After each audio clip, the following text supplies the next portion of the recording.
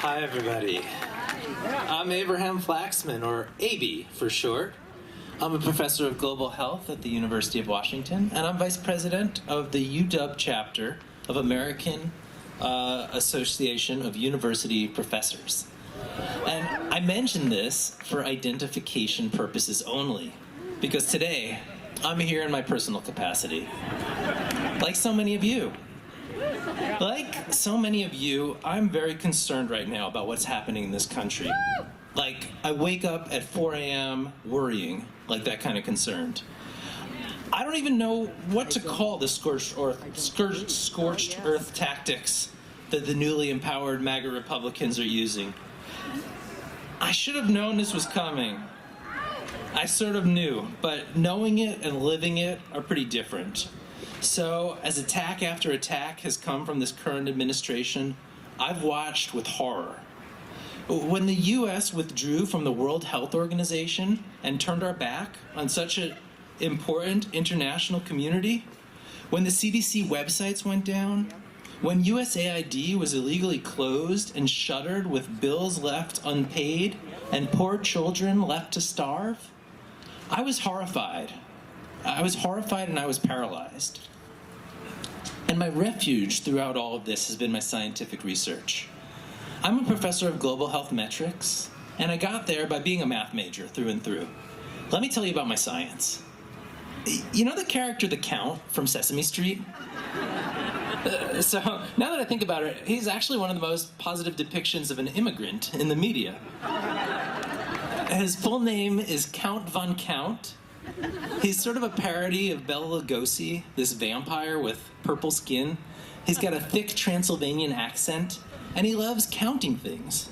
In fact, they call him the Count because he loves to count. Same. When I moved from pure math into global health, I was surprised to learn how much there is that we don't count. How many people are living with tuberculosis worldwide? Not known. How many new HIV infections were there in the US last year? Not known. It turns out that counting things can be a lot of hard work. For the last 5 years, I've been helping the CDC count things like how many people have vision and eye health problems, like how many people here in King County are blind. Before we worked on it, not known. Now, I should confess, I don't actually go out and count people like 1, 2, 3, like on a children's TV show. I'm more of the data cruncher. Someone else does surveying and sends me their data, and I run it through our computer cluster back here in Seattle. My specialty is putting lots of different data together. This sometimes gets called meta-analysis or even meta-regression. Awesome name, right? But even my apolitical scientific refuge is not safe from this authoritarian power grab.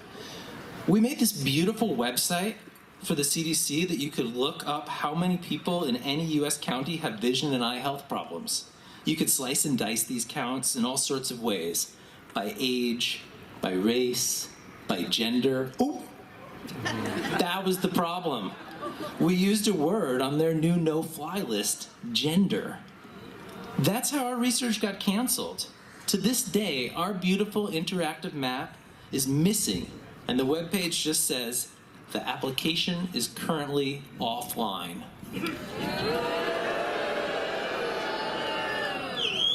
But that brings me to my main point. We have to stand together. Some of us might wish that we could stay quiet when these bullies are harassing transgender kids, because what does that have to do with scientific research? But our silence will not protect us. When they come after transgender people, we must fight. Because we're gonna win this together or not at all. Thinking about my reactions over the last month, I realized I've been waiting for someone to do something. I've been waiting for lawyers to prove that what is happening is illegal. I've been waiting for the courts to order it to be fixed. I've been waiting for Congress to do something, to do anything. But slowly over the last month, it's dawned on me that no one is coming to save us from this. No one is coming to save us. But we're already here. We're gonna have to save ourselves.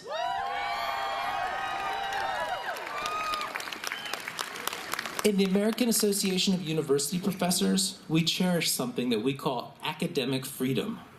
I want to tell you a little bit about it. Academic freedom is the freedom to explore all avenues of research and to publish what we find. Without academic freedom, I would not be able to count one of the most important things I've ever tried to count. That's war deaths. How many people died in Iraq during the US-led invasion and occupation? How many Palestinians are dying in Gaza? How many Russians have died so far in their invasion of Ukraine? Guess who doesn't want these answers? The authoritarian leaders responsible for the deaths. I've helped groups trying to count each of these things, and I know that these numbers matter. And I also know that academic freedom matters. I'm so glad you think I should be allowed to count how many women in King County are living with vision loss and blindness. I need you to show up with the same conviction and fight for the scientists who publish on how many Palestinian children were killed during the Israeli assault on Gaza, too.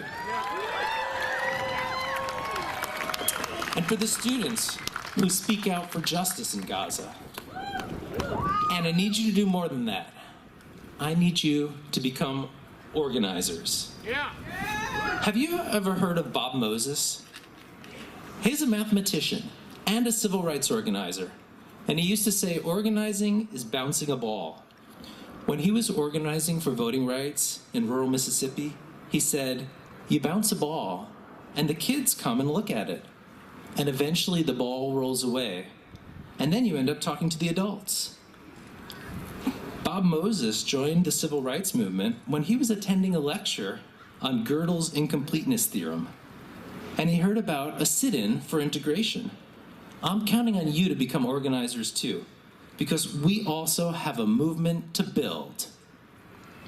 Yeah. Bounce that ball, and when it rolls away, I need you to talk to people. Everybody has an issue, and that issue is our way to build this movement. And when we put all these issues together, we win. Yeah. So what I want to do now is what in college classes we're calling active learning. That means I get to take a break and you do some work, just for 2 minutes. Here's what you're going to do. You're going to do some organizing. Introduce yourself to someone you don't know. That just means turn to someone nearby and say hello. And ask, what are your top issues and concerns? And then listen. Think about how you can work together. Maybe if you want to, you could exchange contact information and make it happen. Whatever happens, you're building your muscles for the organizing we have ahead of us. We are the leaders we've been waiting for.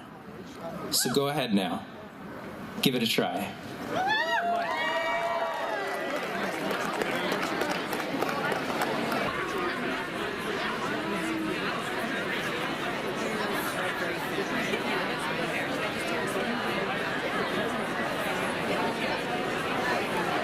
All right, everyone. I'm going to bring you back together because it would be irresponsible for me to leave you like this when the organizers have to take the next one on, but thank you. That was amazing. To wrap things up, we need to be organizers, and we need to stand together. We'll stop the attacks on science when we stop the attacks on immigrants, on students, on people with disabilities, on transgender people, on all the vulnerable groups who have been scapegoats in the MAGA Republicans' cruel theatrics. No one is coming to save us. We're going to have to save ourselves.